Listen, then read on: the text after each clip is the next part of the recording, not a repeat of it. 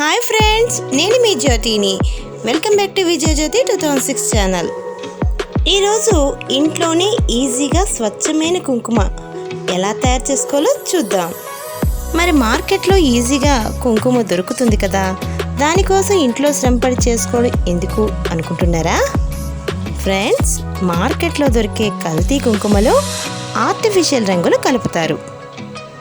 దానివలన rashes, allergy ఇంకా itching వచ్చి కుంకుమ పెట్టుకున్న స్థలంలో నల్లటి మచ్చలు పడడం జరుగుతుంది. ఇంకా అదే కుంకుమతో తులసమ్మను పూజ చేసినప్పుడు తులసి మొక్క తొందరగా పాడవడం కూడా మనం తరచూ చూస్తున్నాం.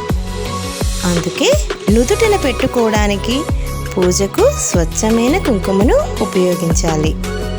అటు స్వామి కార్యం ఇటు స్వకార్యం రెండు బాగా జరగాలి అంటే స్వచ్ఛమైన కుంకుమ మన ఇంటిలో ఉండాలి. మరెందుకు ఆలస్యం? ఆ స్వచ్ఛమైన కుంకుమ ఎలా తయారు చేసుకోవాలో ఇప్పుడు చూసేద్దాం. ఈ స్వచ్ఛమైన కుంకుమను తయారు చేసుకోవడానికి మనకి కావలసిన ముఖ్యమైన 2 పదార్థాలు.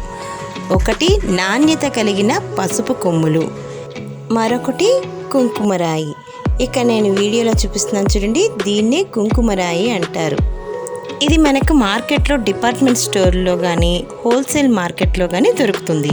మీకు ఒకవేళ మార్కెట్లో దొరకలేదు అంటే ఆన్లైన్ షాపింగ్ ద్వారా కూడా కొనుక్కోవచ్చు. నేనైతే అమెజాన్ ఆన్లైన్ షాపింగ్ ద్వారానే కొనుక్కున్నాను. మీరు కూడా ఆన్లైన్ ద్వారా కొనుక్కోవాలి అనుకుంటే దాని యొక్క లింక్ని డిస్క్రిప్షన్లో పెట్టాను, ఒకసారి చెక్ చేసుకోండి. ఈ కుంకుమరాయి ఎంత ఉపయోగించాలనేది కూడా నేను చెప్తానండి. 250 గ్రాముల పసుపుకి 10 గ్రాములు కుంకుమరాయి ఉంటే సరిపోతుంది. అంతకంటే ఎక్కువ వేస్తే కుంకుమ అనేది చాలా డార్క్ షేడ్లోకి వచ్చేస్తుందండి. అలా అని తక్కువ వేసినా లైట్ కలర్లా ఉండిపోతుంది. అందుకని కరెక్ట్గా మెజర్మెంట్ ఉండాలి. మార్కెట్ నుండి మంచి బ్రాండ్ కలిగిన పసుపు కొమ్ముల్ని కొని తెచ్చుకోవాలి. వీటిని ఈ విధంగా ఒక పెద్ద పళ్ళెంలో వేసుకొని ఒక రోజంతా ఎండలోని బాగా ఎండనివ్వాలి. బాగా ఎండిన పసుపు కొమ్ములను ఇంట్లో ఉన్న అమందస్తాలో కానీ, రోలు రోకట్లో కానీ, రుబ్బురోలు రోకల్లో కానీ, లేదంటే అల్లం వెల్లుల్లి పేస్ట్ దంచుకునే ఇలాంటి చిన్న సాధనాలలో కానీ వేసి పసుపు కొమ్ములను చిన్న చిన్న ముక్కలుగా దంచుకోవాలి. మా ఇంట్లో అయితే అమందస్తా ఉందండి, కాబట్టి నేను ఈ ఎండిన పసుపు కొమ్ముల్ని వీటిలో వేసి బాగా చిన్న చిన్న ముక్కలుగా దంచుకున్నాను.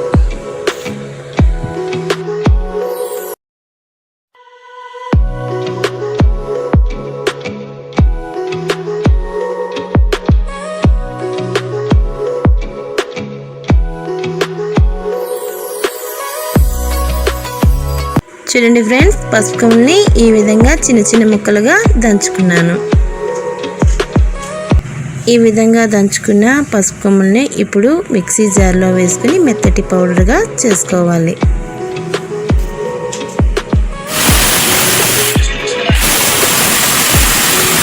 ఈ విధంగా మెత్తటి పౌడర్ చేసుకున్న తర్వాత ఒక శుభ్రమైన జల్లెడ తీసుకొని కొంచెం కొంచెం వేసుకొని జల్లించుకోవాలి.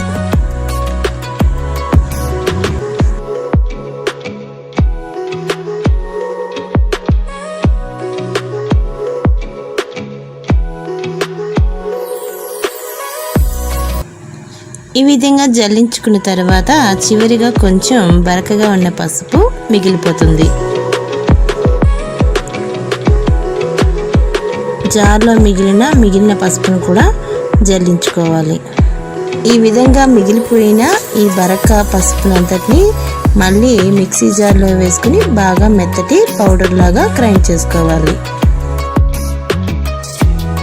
మెత్తటి పౌడర్లా చేసుకున్న ఈ బరక పసుపు మళ్ళీ జల్లెడలో వేసుకుని బాగా జల్లించుకోవాలి. ఇలా స్వచ్ఛమైన మెత్తటి పసుపు చేసుకున్న తర్వాత ఇప్పుడు దానిలో ఈ కుంకుమరాళ్ళు వేసుకుని మరొకసారి గ్రైండ్ చేసుకోవాలి. ఫ్రెండ్స్, ఒకవేళ మీ దగ్గర స్వచ్ఛమైన పసుపు ఉంటే దాంతో కూడా కుంకుమ చేసుకోవచ్చు. పసుపుని మిక్సీ జార్లో వేసి దాంతోపాటు కుంకుమరాళ్ళు వేసి గ్రైండ్ చేసుకోవాలి. ఇంకా కుంకుమ మంచి వాసన రావాలంటే దీనిలో ఒక స్పూన్ నెయ్యి కానీ నువ్వుల నూనె కానీ వేసుకోవచ్చు. గ్రైండ్ చేసుకోవడం వలన కుంకుమరాళ్ళు పొడిలా తయారవుతాయి. రాళ్ళు పూర్తిగా పసుపులో కలుస్తాయి. ఇంకా గ్రైండ్ చేయడం వలన వచ్చే వేడికి పసుపు కాస్త కుంకుమ రంగులో మారుతుంది.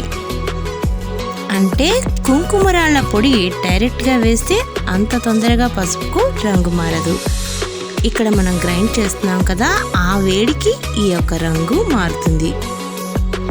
చూస్తున్నారు కదా ఫ్రెండ్స్, మంచి అందమైన రంగు గల కుంకుమ తయారైపోయింది. మరో గంట అరగంటలో ఈ కుంకుమ మరికొంచెం ముదురు రంగులోకి వస్తుంది. మరో అరగంటకు కుంకుమ ఇలా మంచి రంగులోకి వచ్చింది. సరే ఫ్రెండ్స్, ఈ వీడియో మీకు యూస్ఫుల్ అనిపిస్తే మీ రిలేటివ్స్కి ఇంకా ఫ్రెండ్స్కి షేర్ చేయండి. అదే చేత్తో నాకు కామెంట్ చేసి లైక్ చేయండి. కొత్తగా ఎవరైనా ఈ వీడియో చూసి ఉంటే ఇలాంటి మరిన్ని వీడియోస్ కోసం మా ఛానల్ని తప్పక సబ్స్క్రైబ్ చేసుకోండి. Thank you for watching.